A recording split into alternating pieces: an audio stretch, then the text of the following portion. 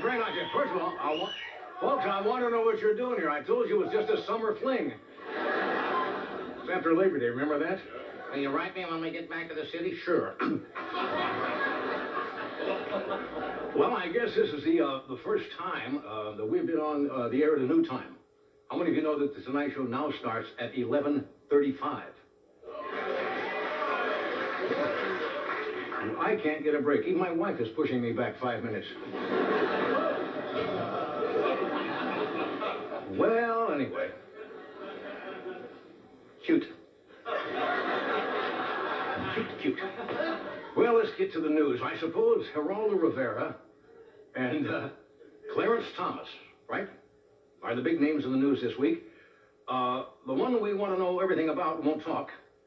And the one we're sick of hearing from won't shut up.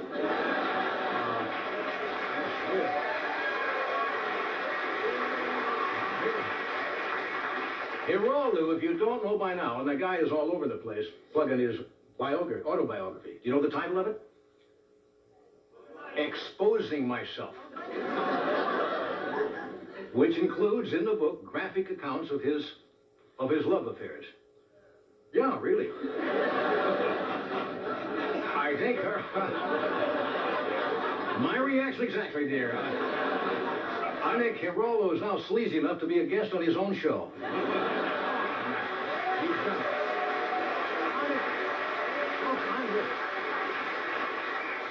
I have nothing against Mr. Rivera. We know each other casually, but I have read excerpts of the book.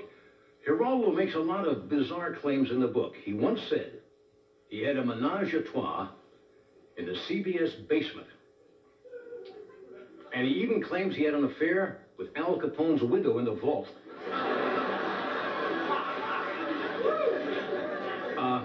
Now, he won't reveal who the other people were. I'm not making this up in the menage a trois.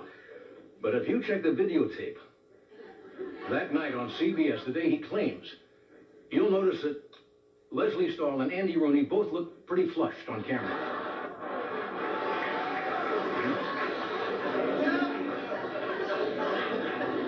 Folks, I'm reporting what's going on. According to the book, Geraldo has slept with almost every woman in show business except Alice the housekeeper on the Brady Bunch. They just necked. Apparently, from what I can gather, the only celebrity pants Geraldo didn't get into were Bob's Big Boys. Folks, just reporting. Now, Geraldo, people ask him why he wrote this book and put all these passages in about his alleged affairs. And he says he wrote the book because unauthorized biographies of him, Geraldo, were in the works, and he wanted the truth to come out first. According to the book, he had his truth out all over the country. And he's upset. He's upset about all the publicity. He says the book is 380 pages, and the sexual exploits in it are only a very small part. And all the women he slept with agree. It is the strangest...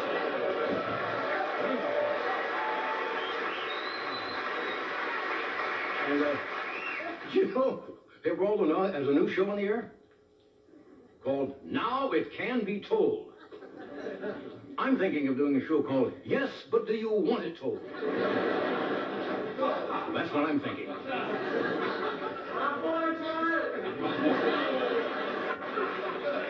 Roller derby. All of a sudden, this is like Olympic wrestling here at night. Well, let's move overseas and see if there's any humor to be mined there. As you probably know, the trial of the Soviet coup plotters got underway today, and it's becoming so Americanized over there. Doug Llewellyn flew over to interview the accused out in the hallway. Don't you think the planning a coup is a dumb idea, Boris? I mean, does that make any sense at all?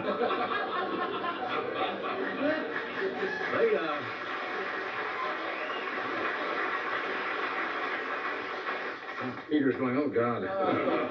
But it's really getting crazy over there, folks. I'm working like Hope now. Yesterday, they changed the name of Leningrad to what? Back to St. Petersburg. And today they announced, I don't know if you heard this or not, they announced they're changing the name of Moscow to Rancho Mirage. No? No special reason. Did you see Boris Yeltsin? This is true. Boris Yeltsin publicly thanking Pizza Hut for supplying pizzas to his supporters during the coup? Right. It's true. Now, don't you feel sorry for that delivery guy? We want 10,000 pizzas, 5,000 with anchovies, and 1 plain cheese. That's the way he might have talked. Domino's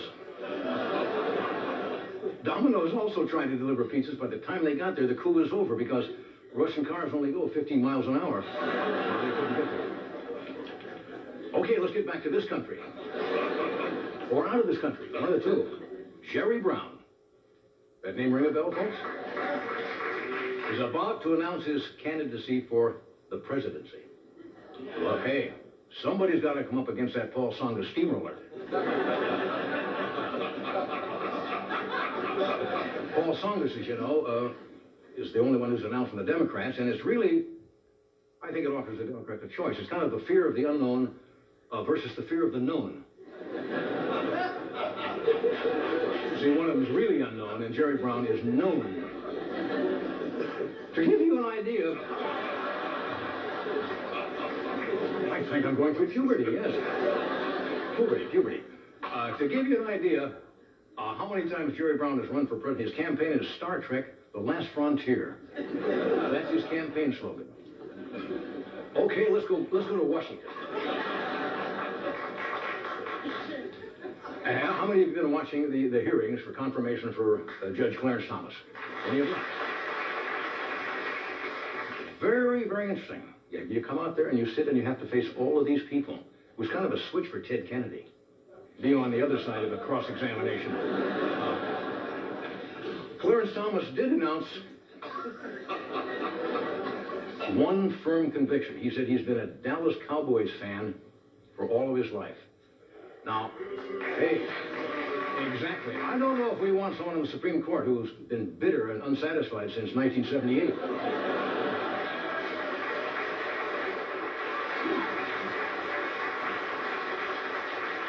Do you get the feeling that some of the senators did not do their homework?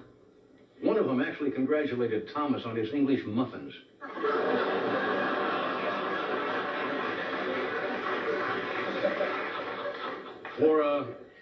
For economy reasons, NBC is not carrying, no kidding, is not carrying the hearings live, but they're not neglecting them altogether. Every 2 hours, they're having Fresh Prince come on and do a rap version.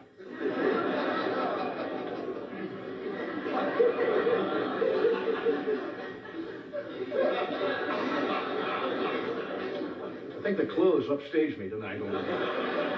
Anyway, tonight we have... What are you talking to Ross about? We were plotting a possible dance number. I'm out here sweating putty balls. I do not have to.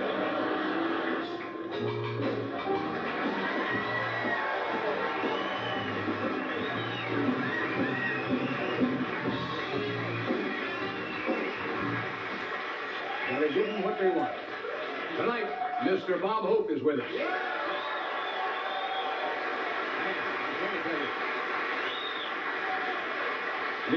The GE executives got all excited when they see Bob arrive. They said, finally, here's a guy who can buy this place.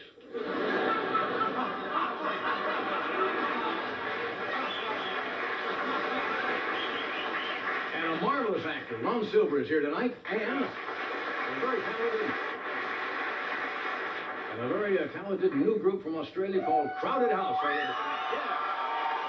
Here we are with you.